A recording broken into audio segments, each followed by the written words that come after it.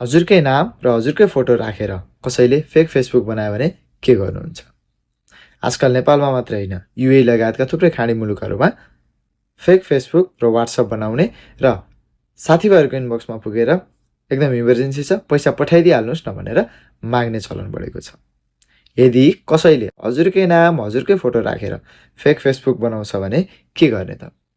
सबैभन्दा पहिला आत्तिनु पर्दैन। पहिलो काम, आफ्नो रियल फेसबुकबाट त्यो फेक फेसबुकलाई रिपोर्ट गर्नुहोस्। दोस्रो काम, आफ्नो आफन्त र साथीभाइहरूलाई यसबारेमा जानकारी गराउनुहोस्। र तेस्रो काम, साइबर ब्युरोमा यसबारेमा रिपोर्ट गर्नुहोस्। र योभन्दा पनि महत्त्वपूर्ण कुरा के छ भने आफ्नो फेसबुकलाई ह्याक हुनै नदिनका लागि या त यस्ता कार्यहरूबाट बस्नका लागि के गर्न सकिन्छ त?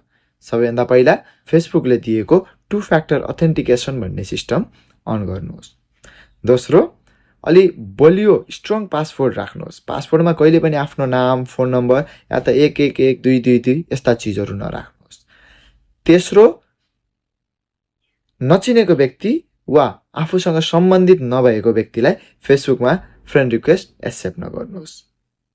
र यो जानकारी उपयोगी लाग्छ भने आफ्ना परिवार र साथीभाइहरूलाई पनि सेयर गर्नु होला, ताकि हजुरको एउटा सेयरले कसैको जीवनभरको पैसा अनि विश्वास बच्न सकोस्। फेक फेसबुक बनाउनका लागि 2-3 मिनट मात्रै लाग्छ, तर यसले जिन्दगीभरको विश्वासलाई तोडिदिन सक्छ। त्यसैले डिजिटल सेफ्टीका बारेमा थप जान्न चाहनुहुन्छ भने भूमिराजलाई फलो गर्नुहोस्। हामी सँगै अगाडि बढ्नेछौँ।